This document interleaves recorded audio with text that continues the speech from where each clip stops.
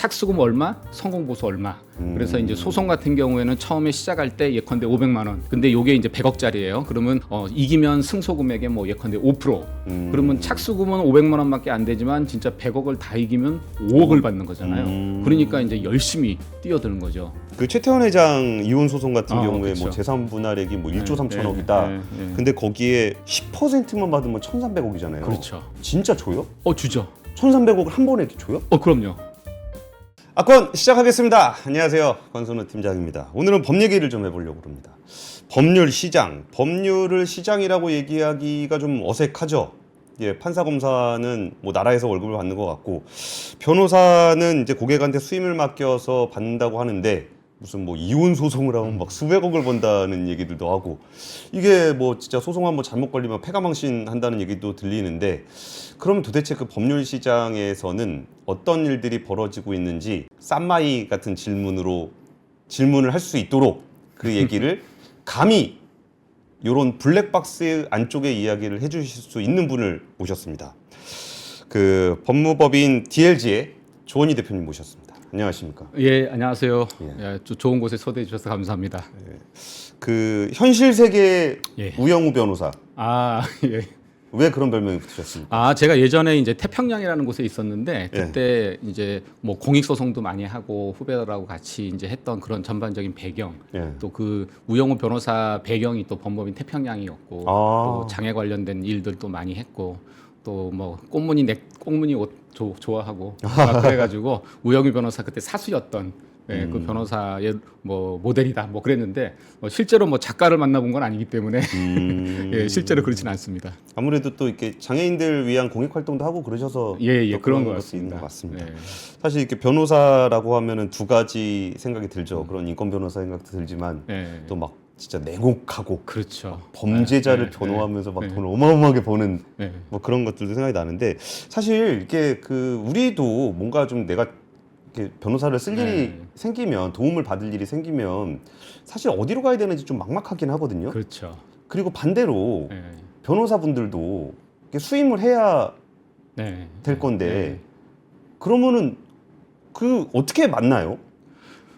그러니까 아마 요즘 이제 무슨 모임 같은 데 가보시면 네. 그 모임에 변호사 한 명 정도는 있을 거예요. 그러니까 변호사들은 기본적으로 사람을 통해서 사건을 수임하기 때문에 네. 사람이 모여 있는 곳에는 다 갑니다. 근데 요즘은 이제 사람들이 이제 모여서 내가 개인적인 네트워크를 통해서 변호사를 찾는 게 아니라 이제 키워드 검색을 한다든지 유튜브 검색을 한다든지 이래서 누가 이런 걸 잘하는 것 같다라는 정보를 가지고 찾아가는 경우가 있기 때문에 요즘은 변호사들이 이제 사람을 만나러 돌아다니는 게 아니라 이제 키워드에 걸릴 수 있는 컨텐츠 만들고 또 이제 키워드 마케팅하고 뭐 이렇게 해요. 딱 제가 원하는 이렇게 뭔가 사건이 있는데 네. 그걸 딱 넣어가지고 놨는데 검색 순위에 제일 높게 올라왔다. 그렇죠. 그 변호사한테 연락하면 됩니까? 그렇게 하면 되는데 이제 그게 함정이 있는 거죠. 왜냐하면 정말 그 사람이 그 일을 많이 해서 검색 순위 위에 올라왔을 수도 있고 아니면 광고비를 많이 내서 올라왔을 수도 있고 그리고 모든 게 비슷한데 사실은 비용을 많이 쓰면은 실제 내 수익이 적잖아요. 그러니까 그렇죠. 변호사가 비용을 많이 써서 상위에 올라가면 실제로 내 수익은 적다 보니까 내가 그 일을 직접 하는 게 아니라 이제 경험이 적은 후배들한테 시킨다든지 뭐 이런 경우가 많아서 그래서 요즘 이제 와서 하소연하는 경우 보면은 이제 뭐 로톡도 마찬가지고 키워드 광고도 마찬가지고 여기 전문이라고 해서 갔는데 그 변호사는 한 번도 얼굴도 못 본다 뭐 이러면서 이제 하소연하시는 분도 있고 그래요. 맞아요. 얼마 전에 보니까 그 흑백 요리사의 요리사 셰프 레스토랑에 갔더니 그분이 요리를 안 하고 다른 분이 하더라. 그러니까 이제 일종의 얼굴 마담 역할을 해주는데 중요한 거는 뭐 혼자 다 할 수는 없어요. 근데 얼굴 마담이라고 하더라도 같이 일하는 후배들하고 얼마나 커뮤니케이션을 잘해서 그 업무 퀄리티를 유지하느냐가 중요한데 유지하는 곳이 있고 또 못하는 곳이 있는 거죠. 이게 결국은 뭐 저희가 이제 이쪽 산업시장 측면에서 보면 이제 브랜드 관리인데 그렇죠. 브랜드 관리를 위해서 이게 그 진짜 브랜드의 얼굴 마담이 되는 사람이 자기 얼굴을 걸고 하기 때문에 전반적인 퀄리티 컨트롤을 해줘야 되는 게 브랜드 관리인데 사실 이렇게 법률 시장은 저희가 단골 손님이 되면 안 되잖아요. 그러니까 회사하고 개인인 경우가 다른 거예요. 예를 들어서 개인은 단골 손님이 안 되죠. 안 되죠. 왜냐하면 이제 송사가 많으면 인생이 고달프잖아요. 그러니까. 근데 이제 회사는 이게 꼭 분쟁이 있어야 법률 이슈가 있는 게 아니라 사업을 하다 보면 자연적으로 이제 항상 동일하게 문제가 되는 경우가 있기 때문에 예. 사업의 경우에는 오히려 자주 갈 수 있는 변호사, 내 상황을 잘 아는 변호사가 필요한 거죠. 그래서 이제 보통 회사들이 고문 변호사를 두는 게 이제 그런 이유 때문에 내가 몇 마디만 딱 해도 이 회사가 지금 이런 문제구나 하는 걸 알 수 있는 변호사들이 또 필요해요. 그렇겠네요. 거기서 뭐 회사는 자기 송사 아니더라도 회사 내에 다양한 송사들이 그렇죠. 생길 수가 있으니까. 예, 예. 근데 변호사는 예. 돈을 어떻게 내? 변호사한테 돈을 낼 때는 어떻게 내요? 이게 뭐 건당으로 내는 건지, 예. 뭐 시간당으로 낸다는 얘기도 있고, 뭐 어떤 때는 뭐 이렇게 뭐 100억 벌면 50억 주고 뭐 이런 얘기도 들리던데. 그러니까 크게 보면은 두 가지 타입입니다. 하나는 일한 시간만큼 청구하는 거, 보통 타임 차지라고 하는 거. 그래서 예. 이거는 개인들인 경우에 이렇게 하는 경우는 없고요. 주로 이제 회사들 사건들을 이렇게 좀 많이 하고. 근데 이제 더 많은 경우는 보통 정액으로 약정을 합니다. 그러니까 이제 착수금 얼마, 성공 보수 얼마. 그래서 이제 소송 같은 경우에는 처음에 시작할 때 예컨대 500만 원. 근데 요게 이제 100억짜리예요. 그러면 이기면 승소 금액의 뭐 예컨대 5%. 그러면 착수금은 500만 원밖에 안 되지만 진짜 100억을 다 이기면 5억을 받는 거잖아요. 그러니까 이제 열심히 뛰어드는 거죠. 그러니까 변호사 입장에는 성공 보수를 받을 수 있는 유인이 있고 또 이제 맡기신 분 입장에서는 이제 뭐 착수금은 많지 않지만 설령 주더라도 이기는 게 좋겠다라고 하면은 퍼센트를 높여가서 약정을 하죠. 그러면은 그 대표님도 네. 시간당 임금이 되게 비싸실 건데, 네. 그러니까 지금 그 시청하시는 분들도 혹시 궁금한 거 있으면은 여기서 물어보시면 시간당 차지가 안 됩니다. 예, 그래서 그렇습니다. 채팅창에서 물어보시면은 네, 제가 네. 바로바로 또 네. 물어봐 드리도록 하겠습니다.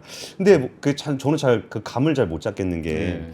그 최태원 회장 이혼 소송 같은 경우에 그쵸. 뭐 재산 분할액이 뭐 1조 네, 3천억이다. 네, 네. 근데 거기에 10%만 받으면 1,300억이잖아요. 그렇죠. 예. 진짜 줘요? 주죠. 1,300억을 한 번에 이렇게 줘요? 그럼요. 보통 그래서 이제 보통 성공 보수를 어떻게 하냐면 그러니까 원고가 돈을 받잖아요. 네, 그 돈을 변호사가 대신 받아요 먼저. 어. 그리고 나서 거기서 이제 성공 보수를 떼고 나머지를 이제 의뢰인한테 주는 경우도 많이 있습니다. 왜냐하면 성공 보수 안 줄까 봐서. 와, 근데 진짜 그런 거 한번 보면은 인생 그만. 네, 그래서 제 아는 분들 중에서도 그렇게 성공 보수를 한번 크게 받은 다음에 변호사 업계를 떠나신 분들이 지금 몇 분 있으세요. 와, 그런 사건은 되게 경쟁이 치열하겠어요. 경쟁이 치열한데 오히려 그런 사건들은 그냥 일생에 어느 날 나한테 갑자기 딱 오는 사건이에요. 그러니까 내가 막 경쟁해서 이거 따야지 하는 것들은 일단 경쟁이 붙으면 가격이 그렇게 높아지지 않아요. 근데 처음에는 이거 누가 되겠나 했는데 막상 해보니까 되는 거예요. 저도 개인적으로 그런 경험이 있는데 뭐 한 500억 정도를 청구하는 사안이었어요. 그래서 오. 실제로 성공보수 약정도 꽤 했는데 처음에 할 때는 설마 법원이 이렇게 많은 돈을 인용해 줄까? 라고 했는데 실제로 하여튼 몇백억을 법원이 인용을 해줬어요. 네, 그래서 이렇게 되는 거예요. 그러니까 그런 경우는 내가 그렇게까지 받을지 몰랐는데 지나고 보니까 그런 사건이 나에게 있는 경우죠. 사실 이게 최태원 회장 이혼 소송도 1조 3천억 정말 상상도 못했던. 근데 이제 네. 그게 얼마 약정을 했을지는 조금 봐야 됩니다. 그렇게 10%씩 약정을 할 수는 없기 때문에. 근데 5%만 해도 700억. 그렇죠. 그러니까. 제 느낌에 그 정도는 하지 않았을까요? 근데 여기서는 마치 그런 생각은 있어요. 이게 네. 받은 거잖아요. 네. 받은 걸 나누는 거는 좀 할 수 있을 것 같아요. 네, 네. 근데 예를 들어서 형사 사건이다. 그럼 뭐 감옥에 간다거나 아니면 구속을 네. 안 당한다거나 네, 이러면은 근데 그것도 되게 비싸다면서요. 비싸죠. 특히나 형사는 그러니까 소송에서 가장 돈이 많이 되는 사건은 당사자가 절박한 상황에 있는 사건이에요. 그러니까 이 사람이 구속이 됐다, 지금 구치소에 가 있다, 뭐 이런 사건들을 이제 많은 약정을 큰 돈으로 약정을 하게 되는데 이제 만약에 뭐 나와서 성공보수 1억 이렇게 약정을 했는데 이제 문제는 뭐냐면 현재 대법원에서 형사 사건에서의 성공보수 약정은 효력이 없다라고 그렇게 이제 판단을 했습니다. 근데 이제 그게 변호사들은 이거 이상하다. 왜 굳이 이게 안 되냐. 그래서 약간의 뭐 편법을 쓰는 경우도 있긴 한데 하여튼 현재는 형사 사건에 성공 보수를 받지 못하게 돼 있어요. 원칙적으로. 근데 너무 잔인한 것 같아요. 어떤 면에서? 그러니까 감옥 가는 거를 네. 기준으로 해서 성공 보수를 책정했을 때 네, 네. 이게 뭐 저런 것도 있을 수 있잖아요. 예를 들어서 저는 가난하니까. 아. 저는 이제 성공보수 많이 못 드리고 네, 대표님은 이제 몸값이 비싸시니까 똑같이 감옥 가는 거. 나도 사람인데. 근데 이제 의뢰인들 입장에서는 어떤 얘기를 많이 하시냐면 제가 지금 당장은 돈이 많지 않은데 만약에 남편이 지금 구치소에 계시는데 나오시면 저희가 어떻게 이제 돈을 마련해 드릴 수 있다. 그러면 성공보수 약정을 해서 그분이 나오면 돈을 받을 수 있잖아요. 근데 이제 성공보수 약정을 못 하다 보니까 이제 그 사건을 맡을 수가 없는 거예요. 그래서 이게 이제 다른 그런 이면의 문제들이 있어가지고 저희가 계속 이제 이 형사 사건의 성공보수 문제를 조금 해결해 달라라고 이렇게 얘기를 하고 있는 상황이긴 합니다. 지금 폴 마이너님이 질문 하나 주셨는데 예. 되게 좋아하는 좋은 질문인 것 같습니다. 네. 이게 이 법률 시장이라, 그러니까 법률이 제가 시장이라는 표현을 할 때 되게 뭐한 게, 네. 그러니까 우리가 생각하는 법이라는 거는 내가 잘못했으면 처벌을 받는 거고 네. 잘했으면은 처벌을 안 받는다고 생각을 하는데 네. 사실 현실이 그렇지 않다라는 걸 대부분 사람들이 인지는 하고 있을 거예요. 네. 근데 그 상황에서 제가 만약에 이제 그 변호사를 선임을 하러 갔는데 상담을 받으러 갔는데 이게 내가 무조건 질 거래. 그러면 안 맡기게 되잖아요. 그렇죠. 근데 열심히 하면 이길 수 있을 것 같대. 예. 그렇게 하면 또 맡기고 싶은 생각이 들고. 예. 근데 그때 변호사는 거기에서 뭐 상담도 어차피 돈 내고 받는 거니까 거기서 질문은 뭐였냐면 영업인의 마음입니까? 법률인의 마음입니까? 라는 질문이었습니다. 그게 이제 상담을 하게 되면 변호사가 영업인의 마음으로 자연적으로 바뀝니다. 왜냐하면 이제 사건을 내가 가져와야 되기 때문에. 예. 그래서 할 수 없는 장담도 많이 하고 그리고 본인이 생각하는 것과 이제 조금 다른 얘기도 하는 거죠. 분명히 머릿속으로는 이거 100% 질 것 같다라고 하지만 질 가능성이 있지만 어떻게든 열심히 해보겠습니다라고 얘기를 하는 거죠. 그래서 그거를 잘 이제 분별을 해야 되는데 일반인들 입장에서는 사실 그거 어렵거든요. 그거 분별해주는 누군가의 상담이 또 필요한 것 같아요. 사실 AI가 요즘은 많이 해주고 있습니다.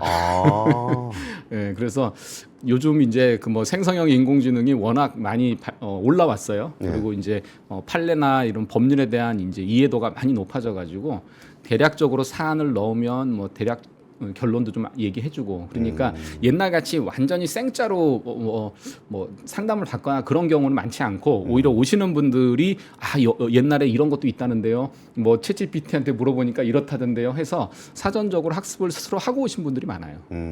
근데 경험적으로 보시기에 네. 저희는 뭐 그런 거 있거든요. 증권사에도 말 잘하는 PB보다 특별히 그렇게 살갑지 않은 PB가 내 재산을 더 잘 불려주는 경우가 있거든요. 그렇죠. 그럼 그랬을 때 우리가 변호사를 만나면 이 사람의 사람 문제니까 뭐 답은 없겠지만 그 진정성을 볼 수 있는 일종의 힌트 같은 게 있을까요? 그러니까 저는 좋은 변호사를 구하기 위해서는 두 가지가 꼭 필요하다고 보는데 처음에는 내 예산하고 맞는 사람이어야 돼요. 그러니까 내 예산이 1,000만 원인데 2-3천만 원 부르는 사람한테 가서 깎아달라고 해서 이 사건을 맡기면 바람직하지 않아요. 왜냐하면 나는 2천만 원 받아야 되는 건데 이거 1,000만 원밖에 못 받았네. 열심히 안 하거든요. 그리고 두 번째는 성실한 사람이에요. 그러니까 10개의 케이스가 있다라고 하면 정말 독특한 아이디어를 가지고 사건을 해결해야 되는 사건은 한둘밖에 안 돼요. 대부분의 사건은 그냥 기존의 판결, 기존의 법리에 따라서 성실하게 해결하면 그 나름대로 맞는 결론이 나올 수 있는 사건이에요. 그래서 제가 변호사를 찾는다 그러면 내가 쓸 수 있는 예산이 어느 정도인가? 그러면 그 예산 범위 내에서 이제 상담을 하는 변호사 중에서 가장 나에게 성실하게 일을 해줄 수 있는 사람을 찾는 게 가장 좋은 것 같습니다. 근데 저희도 만나보면 말 잘한다 안 잘한다는 알 수 있지만 또 이 사람이 내 사건에 대해서 성실하게 해주겠다, 애정을 가지고 해주겠다라고 하는 것도 약간 감이 있잖아요. 그렇죠. 그래서 오히려 그런 두 가지 기준을 가지고 변호사를 찾으면 큰 실수는 안 하지 않을 것 같다는 생각이 듭니다. 어쩌면 사람 문제일 것 같기도 하네요. 그렇죠. 저도 이제 뭐 제 애들 데리고 소아과를 가면은 그 선생님이 뭐 얼마나 대단한 그 의술을 가지고 있는지는 모르지만 사실 뭐 소아과에서 뭐 얼마나 대단한 차이가 있겠어요.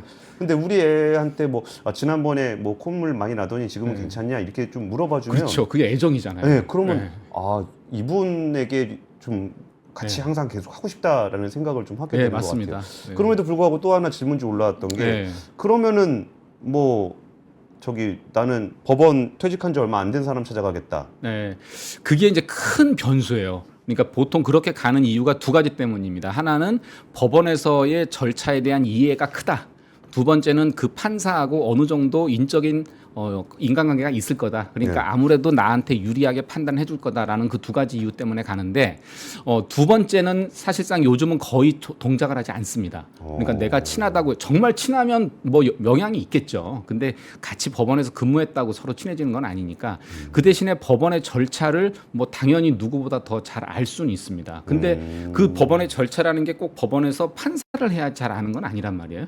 그래서 저는 이제 그 법원에서 오래 하셨던 분이 나름대로 뭐 좋은 영향이 있겠지만 그거를 너무 우리 사회가 과신하고 있다라는 생각이 들고 법 쪽의 가장 고질적인 문제 중에 하나가 저는 이제 전관예우라고 생각을 해요. 근데 이거는 진짜로 이분들이 전관으로서 예우를 받기 때문이 아니라 그냥 사회적으로 전관이면은 조금 더 뭔가 나에게 유리하게 만들어 줄 거다라는 그런 잘못된 인식이 있단 말이에요. 그래서 최근 형사 사건 같은 경우는 뭐 검사장 출신이면은 뭐 기본 1억부터 시작한다 뭐 이런 얘기들도 있고 그래요. 그러니까 변호사가 많아지면서 수임 단가가 점점 낮아진다고 하는데 오히려 역으로 또 전관들은 점점 더 수임료가 높아지는 이런 완전히 양극화된 상황이 지금 발생하고 있어서 이게 빨리 바로 잡아지지 않으면 점점 더 법률 시장은 좀 왜곡될 거다. 좀 안타까운 상황입니다. 이게 결국은 그 정보 비대칭성이 크기 때문에 브랜드빨이 먹히는 그런 게 되는데 그런 일이 생기는 이유는 결국은 이제 내가 어떤 선택을 해야 되는지에 대해서 잘 모르니까 그리고 우리가 처음에도 얘기했지만 단골 손님이 되면 안 되니까 그래서 그런 일들이 생기는 것 같은데 그러면 제가 질문지를 써올 필요가 없는 것 같습니다. 지금 시청자분들이 알아서 질문을 다 해주시는데 뭐 김앤장 가면 다 이기는 거 아니냐 저런 얘기도 저도 이제 그 기업에 계신 분들한테 얘기 들어보면은 김앤장에 맡겼다가 지면 그냥 뭐 어쩔 수 없는 건가 보다. 그렇죠. 보험이죠 일종의. 그리고 다른 데 가서 그러니까 그 보험이 의사결정자의 보험. 그렇죠. 그리고서 딴 데 했다가 지면은 너 이 새끼야 그거 네가 왜 너 왜 거기다 맡겼어? 너 걔랑 친구 뭐 그래고 그거 아닌데 그럴 거면은 뭐 김앤장에 맡긴다는 얘기를 좀 들었어요. 근데 그러면은 돈 있는 사람들한테는 그럴 수 있을 것 같은데 실제로 대형 로펌과 작은 로펌이라고 하진 않을게요.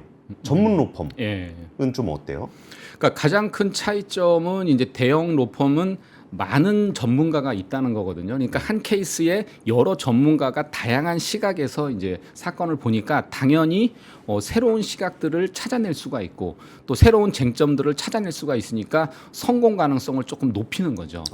근데 어떻게 봐야 되냐면 자, 김앤장을 썼을 때 그리고 뭐 전문 부티크 로펌을 썼을 때의 승률을 80대 70 정도로 보는 거예요. 그 대신에 그거에 따른 가격 차가 한 3배 정도 된다라고 가정을 해보면 정말 절박한 회사면은 야, 그 10% 높이기 위해서 나 3배 충분히 지불할 수 있어 하겠죠. 근데 이제 그 정도 사안이 아니다. 그리고 우리는 그만큼 예산이 없다라고 하면 전문 로펌을 또 찾아갈 수밖에 없는 거죠. 그래서 뭐가 더 좋다라고 단정하기는 좀 어렵고요. 그리고 60대 70, 70대 80도 그냥 일반적으로 그럴 거다는 거고 사안에 따라서는 그분이 정말 유명하고 잘해요. 근데 하필 그 시기에 사건이 너무 많아서 사건 하나하나 신경을 못 써요. 그러면 오히려 이제 승률은 좀 떨어질 수 있거든요. 그래서 미국에서 통계를 한번 내봤습니다. 과연 경력이 오래된 변호사가 승률이 높을 거냐 아니면 경력이 적은 변호사가 승률이 높을 거냐. 근데 신기하게도 경력이 더 낮은 사람이 승률이 높다고 나와요. 그러니까 우리가 생각하는 거랑 반대죠. 전문성이 있고 경험 많으면 당연히 높을 것 같은데 그렇지가 않은 게 제가 아까 말씀드렸던 것처럼 정말 성실하게 충분한 시간을 써서 이 사건에 집중하느냐 안 하느냐가 또 성공 여부, 승소 여부하고 직접 관련이 있기 때문에 그래서 일률적으로 말하기는 힘든데 그래도 뭐 김앤장에서 많은 돈을 들여서 수임을 해서 많은 변호사들이 똑똑하잖아요. 달려붙으면 아무래도 또 승소 가능성 높아지겠죠. 근데 여기서 이제 결국은 또 똑같은 질문이 반복되는 건데 비싼 변호사는 잘 이깁니까? 상대적으로 더 잘 이긴다고 저는 생각합니다. 왜냐하면 비싼 변호사라고 하는 거는 유사한 사안들을 많이 해본 경험이 있는 거거든요.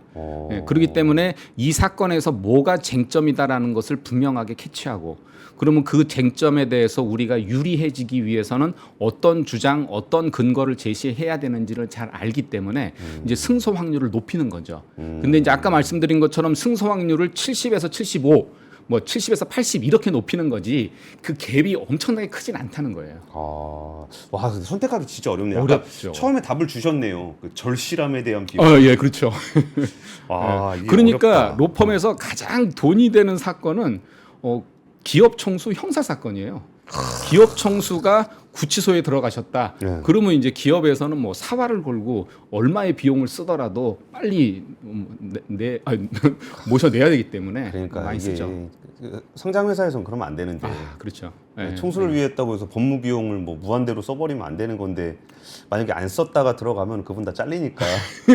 그렇기도 하고 또 어쨌든 회사에 존립하고도 네. 또 관련이 크니까 또 뭐 그런 복잡한 고민들이 있을 거예요. 알겠습니다. 이게 그 비싸면 좋긴. 근데 네. 보시기에 그 대충 맞아요? 프라이스가 네. 이게 뭐 그럴 수 있잖아요. 막 이제 겉보기만 화려한데 승소율은 별로 높지 않은데 이게 그 우리가 단골 손님이란 건 없으니까 그런 경우. 그러니까 그렇게 보시면 돼요. 그러니까 병원을 갔는데 뭐 서울대병원 있고 안산병원 있고 다 있잖아요. 그러면 큰 병원 갔는데 의사가 생각보다 못하더라 하는 비율은 많지 않아요, 그죠? 근데 이제 뭐 예컨대 이렇게 표현해서 그렇지만 잘 안 알려져 있는 뭐 중소병원이다라고 하면 갔는데 이 의사가 내가 생각한 만큼 잘 모르네, 못하네 하는 경우가 좀 있을 거거든요. 왜냐하면 이제 좋은 로펌, 큰 로펌들은 변호사들을 선별해서 정말 좋은 사람을 뽑기 때문에 상대적으로 퀄리티가 좀 유지가 되는 거죠. 그래서 불확실성의 문제가 있군요. 그렇죠. 그 대신에 이제 그 이름을 믿고 갔을 때 그거에 대해서 좀 더 많은 보상, 대가를 지급해야 된다라고 하는 그런 이제 어려움이 있는 거죠. 이게 그 변호사들이 하는 일 중에 뭐 그런 얘기도 있어요. 김앤장이 법 다 맞는다. 예. 그런 얘기들도 좀 있는데 의외로 로펌에서 하는 일이 꼭 그렇게 그러니까 사건을 수임하는 거 말고도 좀 여러 가지가 있는 것 같은데 이 법률 시장이라는 거를 구성할 때는 어떤 일들이 좀 있어요? 그러니까 예를 들어서 이제 처음에는 소송이라든지 법과 관련된 이슈를 가지고 이제 로펌이 시작을 한 거죠. 근데 이거는 법을 해석하는 문제가 아니라 차라리 새로 법을 만드는 게 더 낫겠다라고 생각을 하게 되면 그럼 법 만드는 사람한테 이거 만들어줘 해야 되잖아요. 그러면 정부에 찾아가서 얘기를 해야 되고 또 국회를 찾아가서 얘기를 해야 되고 그러다 보니까 정부에 있는 사람들 고문이나 전문위원으로 영입하고 그러니까 로펌의 업무 영역이 점차 확대되는 거예요. 그래서 미국의 일종의 로비 펌 같이 어떤 회사의 뭐 정책적인 문제 뭐 이런 것까지를 다 포괄해서 지금은 많이 해결을 해줍니다. 그래서 말씀하신 대로 김앤장이 법다 만든다라고 얘기하는 게 뭐 그 주요 부처의 고위공직자들 또 국회 출신 뭐 국회의원들 김앤장에 정말 많이 있거든요. 그쵸. 그래서 만약에 우리가 이 법 만들 필요가 있겠다라고 하면 그분들이 이제 딱 정책을 만들어 가지고 움직여 가지고 이제 법이 만들어질 수 있도록 하는 그런 프로젝트들을 많이 해요. 그리고 김앤장뿐만 아니라 다른 대형 로펌들도 입법 컨설팅이라는 이제 이름으로 그런 자문들을 많이 합니다. 그리고 앞으로는 점점 더 많아질 거예요. 그래서 로펌이 다루는 영역이 요즘은 컨설팅 펌이나 뭐 회계법인하고도 많이 오버랩되고 있어서 앞으로는 뭐 정책 영역까지도 많이 확대될 것 같습니다. 근데 말씀 맞는 것 같은 게 사실 그러니까 입법에 대해서 얘기를 하게 되면 우리가 자꾸 좀 생각력을 끼고 보게 돼요. 마치 이제 대기업의 이익에 부합하는 법을 만들기 위해서 로비를 하는 것처럼 보이는데 사실 법을 만든다는 거가 굉장히 높은 전문성을 요구하잖아요. 그렇죠. 작구 하나를 어떻게 바꿔야 되고 뭐 이런 문제가 있으니까 이거를 사실 국회의원이 자기 뭐 직원 몇 명 된다고 그걸 다 할 수는 없을 때 뭔가 국회의원은 판단을 잘해야 되는 사람인 거고 그럼 그 안건을 누가 만들 것인가에서는 꼭 정부에서만 만드는 게 아니라 민간에서 만들 수 있는 영역도 분명히 필요한 것 같습니다. 근데 그게 다만 음지에서 일어나는 게 아니라 조금 더 투명하고 공개적으로 이루어져야 될 것 같기는 합니다. 그러니까 지금 문제는 이제 입법 활동이 원래는 정부 입법 있고 국회 입법 있잖아요. 근데 이제 의회의 권한이 점점 세지면서 이제 의회 입법으로 점점 더 늘어나고 있어요. 그러니까 정부조차도 정부에서 직접 발의하지 않고 의원 통해서 이제 입법 발의를 하거든요. 그러니까 이제 많은 사람들이 의회로 다 이제 향하는 거죠. 그러니까 기업도 의회로 향하고. 그러니까 요즘은 어떤 제도 변경할 때 정부에 가서 이런 제도 변경 해달라라는 얘기 잘 안 해요. 왜냐하면 정부가 일단 힘도 없고 결국은 국회 가서 다퉈야 되는 거다 보니까 그쵸. 그냥 국회 그러면 결국 국회에서 그런 역할을 잘할 수 있는 전문가들이 또 필요한 거죠. 이게 제가 이렇게 변호사 네. 시험을 봤다. 네, 네. 그럼 제가 몸값을 올리고 싶습니다. 네. 그럼 어떻게 해야 됩니까? 그러면 뭐 결국은 경쟁이 적지만 전문성이 있는 곳으로 가야 되는 거고 최근 들어서는 경찰 출신 변호사들이 인기가 많습니다. 경찰 출신? 네, 왜냐하면 이제 수사권 조정이 되면서 네. 예전에 수사를 검찰에서 최종적으로 했는데 요즘은 경찰에서 수사를 한단 말이에요. 그러니까 이제 경찰에 대한 접근성 그리고 경찰에 대한 이해 이런 게 많은 변호사들을 이제 의뢰인들을 선호를 해요. 그래서 그렇게 경찰 출신 변호사들이 최근 몇 년 사이에는 인기가 좋았고 또 이제 국회 출신 변호사 이제 국회에서 입법을 했던 경험이 있는 분, 또 약사 출신 변호사, 뭐 이렇게 특정 영역의 경험을 가지고 있는 변호사들이 이제 조금 더 몸값을 올리게 되죠. 대표님은 주특기가 뭐예요? 저는 이제 기술이라든지 뭐 엔터테인먼트 이쪽 많이 했습니다. 그러니까 기술 거래, 뭐 기술 M&A 또 뭐 엔터테인먼트 영역에서 일어나는 뭐 전속 계약 분쟁, 하이브 이런 거? 그런 사건들이죠. 예. 야, 거기도 참 정말 전문적인 분야. 재밌죠. 왜냐하면 뭐 이제 최근 이슈들이 뭐 많잖아요. 그러니까 이제 뭐 그런 얘기들을 많이 들을 수 있고. 혹시 뭐 기억에 남는 사건 좀 있으십니까? 저는 이제 JYP 엔터테인먼트를 오래 했어요. 그러니까 한 2007년부터 했으니까 거의 한 18년 정도. 조용필, JYP. JYP 박진영. 그래서 하여튼 박진영 씨 관련된 사건들 또 이제 그 소속 아티스트를 관련된 사건들 많이 했었죠. 알겠습니다. 사건에 대해서는 여쭤보지 않겠습니다. 예.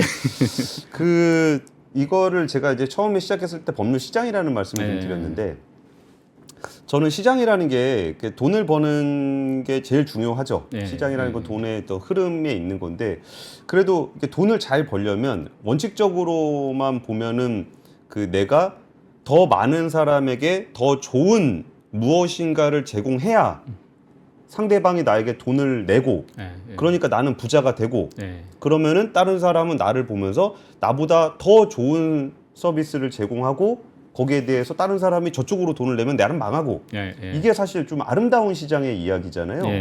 근데 이게 제가 아까 법률이라는 게 시장이라고 얘기하기가 좀 얘기를 해도 되나 싶다는 생각이 좀 들었던 부분들은 아무래도 이렇게 좀 잘 그렇게 돌아가나? 그건 잘 모르겠어요.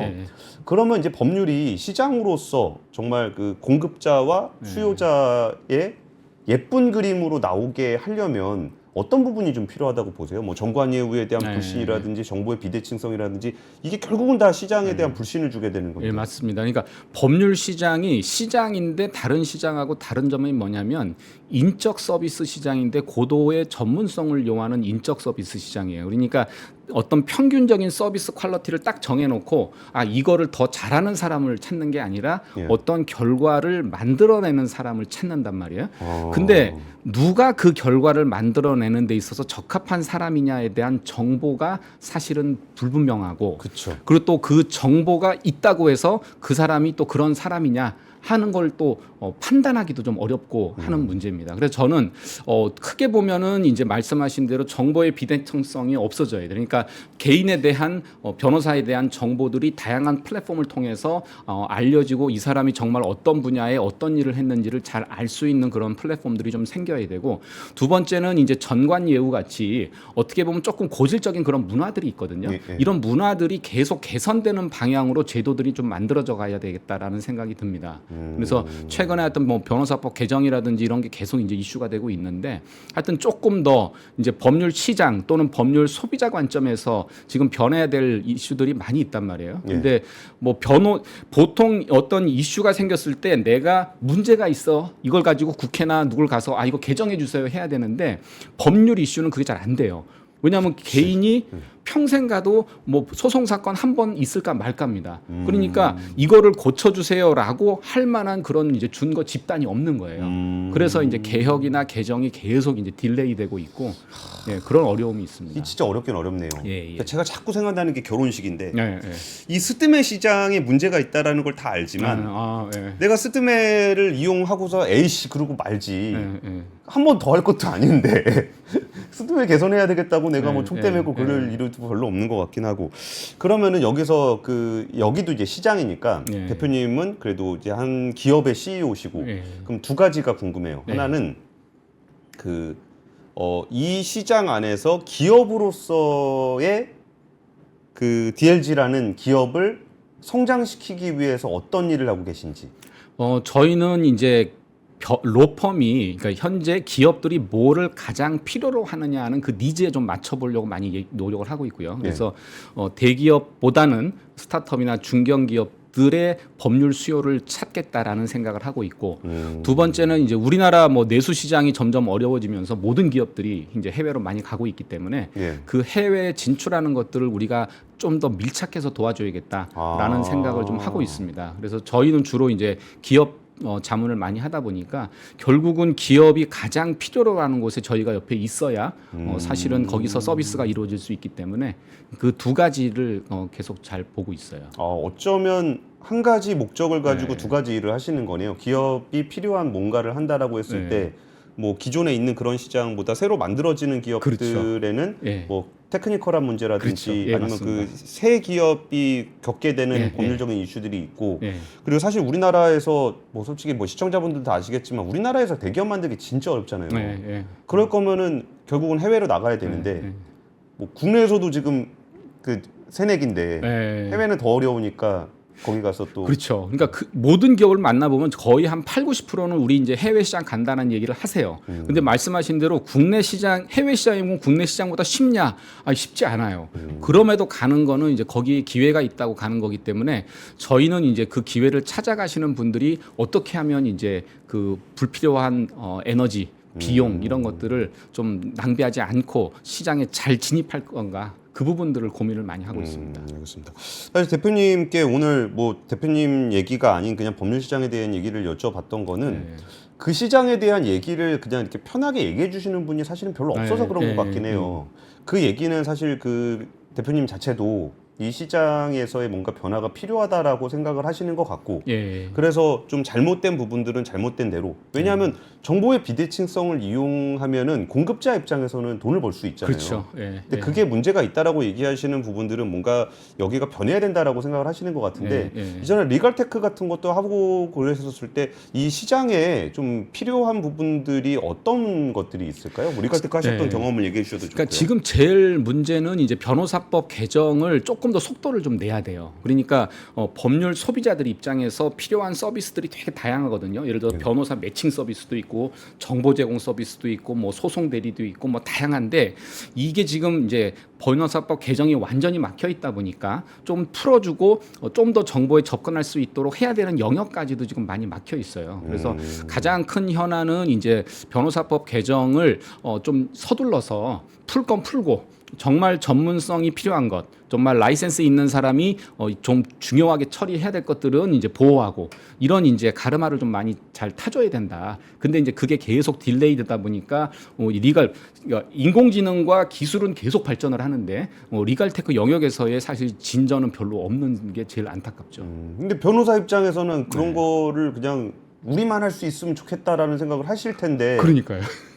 내부자시잖아요. 근데 저는 기본적으로 이게 시장이 커져야지 현재 있는 시장을 계속 지키겠다라고 생각해서는 저는 답이 없다고 봐요. 그래서 변호사라는 게 이제는 꼭 이 좁은 의미의 법률 전문가다라는 생각에서 좀 벗어나서 개인이나 회사가 가지고 있는 다양한 문제를 다양한 방식으로 해결하는 이제 뭐 일종의 솔루션 프로바이더 역할을 하는 방식으로 업의 정의가 바뀌면서 시장도 더 넓어져야지 변호사한테 미래가 있는 거지.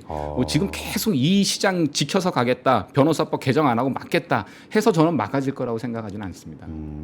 지금 닥터케이님이 네. 우영우 다 구라다. 네. 변호사가 어떻게 그 한 사건에 그렇게 쫓아다니면서 하냐. 맞아요. 사실 저 말씀이 맞습니다. 왜냐하면 아까 말씀드린 대로 사건이 많이 들어오면 내가 그 사건에 쓸 수 있는 시간이 제한되잖아요. 그쵸. 예, 그러니까 변호사는 기본적으로 인적 서비스예요. 그러니까 뭔가 공산품처럼 막 좋은 퀄리티의 제품을 대량으로 만들어낼 수가 없기 때문에 네. 그래서 지금 말씀하신 지적도 많고 맞고 그래서 이제 아까 말씀하신 이 시장이라는 개념이 좀 이상한 것 같다라고 의문을 가지시는 것도 사실은 그런 이유 때문이기도 합니다. 근데 그래서 아까 대표님 말씀이 네. 내 사건을 얼마나 성실하게 맡아줄 네, 맞아요. 것인가에 네. 다르다. 그러니까 우영우 변호사는 정말 성실하게 맡아준 거고. 그렇죠. 맨날 따라다니면서. 네, 네. 대표님 말씀하신 그런 변호사법 개정을 비롯해서 뭔가 그 법률이라는 영역을 딱 진짜 사건 처리하는 영역이 아니라 국민들의 어떤 법률 서비스에 대한 컨셉으로 넓어지게 된다면 그 일반 국민 입장에서는 우리가 상상할 수 있는 그런 그러니까 그런 거 되면 참 좋겠다라는 어떤 국민적인 기대가 좀 있어야 좀 더 동력을 받을 수 있지 않을까 싶어요. 이런 생각해 보면 좋을 것 같아요. 그러니까 제가 주치의가 있다. 뭐라 그러면 어려움이 있을 때 언제든지 물어보고 큰 병 걸리기 전에 문제를 해결할 수 있잖아요. 그러니까 변호사도 일종의 이제 전담 변호사처럼 뭐 회사는 물론이고 개인도 나 법적인 이슈 있으면 언제든지 물어볼 수 있는 그런 이제 변호사가 옆에 있고 주위에 있다면 큰 문제 생기기 전에 해결을 해갈 수 있는 거거든요. 그래서 이제 변호사 숫자가 많아지는데 이 변호사에 대한 접근성을 어떻게든지 조금 허들을 낮춰서 뭐 모든 사람들이 편하게 접근할 수 있도록 그렇게 이제 변호사 시장이 좀 많이 바뀌어야 되는 거죠. 사실 근데 좀 잘 상상은 안 가긴 해요. 예를 들어서 시간당 뭐 30만 원 받는다 그랬을 때 제가 가서 뭘 물어봐야 되는지도 잘 모르는데 뭔가 문제는 생긴 것 같고 나 어떻게 해야 돼요라고 물어봐야 되는데 그 얘기 듣는데 1시간 걸려가지고 30만 원, 40만 원 내라 그러면은 참 변호사를 만나러 가기 전에 변호사를 만날 때 뭘 준비해야 되는지에 대한 컨설팅을 한 5만 원 내고 좀 하고. 근데 아마 이제 그런 제도가 생기면 예를 들어서 해외 같은 경우 보험제도 많습니다. 그리고 복지제도. 그러니까 내가 이제 이런 문제가 생길지 모르니까 약간의 보험 들어두고 향후에 문제 생기면 이제 그 보험료로 해결하고 또는 저희도 그런 이제 제안을 받은 적이 있는데 회사에서 복지 차원에서 이제 법률 자문 서비스를 해달라는 회사들도 있어요. 그러니까 이제 뭐 직원들이 뭐 교통사고도 있고 상속, 뭐 이혼 막 많잖아요. 그러니까 그런 문제가 생기면은 이제 회사가 지정해준 로펌에 가서 너 얼마든지 가서 편하게 상담 받아라. 그 비용은 우리가 된다. 그래서 하여튼 그렇게 조금 더 문턱을 낮출 수 있는 제도나 시스템들이 있으면 좋겠고 그 다음에 결국은 뭐 이게 병원 가는 것도 마찬가지고 누구 전문가를 찾아가는 때는 저는 다 비슷하다고 보는데 내가 현재 어떤 상황인지를 내가 잘 정리해 두는 게 필요하잖아요. 그래서 법률 상담을 하러 가기 전에는 이제 시간대별로 어떤 일이 있었는지를 쭉 잘 정리해 두셔야 이제 변호사들도 빨리 보고 어떤 결론을 내리거나 제안을 드릴 수가 있고 안 그러면 가서 이제 울면서 신세한탄하면서 하다 보면 시간 다 가고 뭐 서로 이제 감정 소비되고 막 그러니까 그래서 상담이 필요하신 분들은 우선은 하여튼 사실을 깨끗하게 잘 정리하고 그거에 뒷받침되는 자료가 뭐가 있는지 그런 거 준비하는 게 좋습니다. 근데 의뢰인들도 자기한테 유리하게 거짓말이나 왜곡 은폐를 많이 하잖아요. 그러니까 변호사들은 이제 그러니까 경험 있는 분들은 이제 그걸 쭉 보면서 이때 이거 한 거 아니에요? 하고 이제 하나씩 찾아내는 거죠. 알겠습니다. 사실 그 말씀 들어보니까 저도 이게 노무사 하는 친구한테 친하니까 야, 너 1시간에 전화 상담 얼마 받냐 그랬더니 한 10만 원 받는다 그래가지고 10만 원 보내주고서 통화한 다음에 야, 나 10분 됐으니까 5번 더 해야 된다. 10분 끊는다. 그러고서 근데 그렇게 좀 그거는 이제 지인이니까 그런 건데 내가 그런 서비스를 언제든지 좀 이용할 수 있게 되면 법에 대한 공포가 많이 줄어들지 않을까. 공포가 줄어들어야 좀 더 신뢰할 수 있고. 그래서 아까 말씀드린 대로 그런 이제 제도나 시스템들이 많이 생겼으면 좋겠어요. 그러니까 뭐 우리 아플 때 대비해서 보험 드는 거 마찬가지로 그런 이제 상조 보험이라든지 아니면은 뭐 이런 이제 복지 제도라든지 이런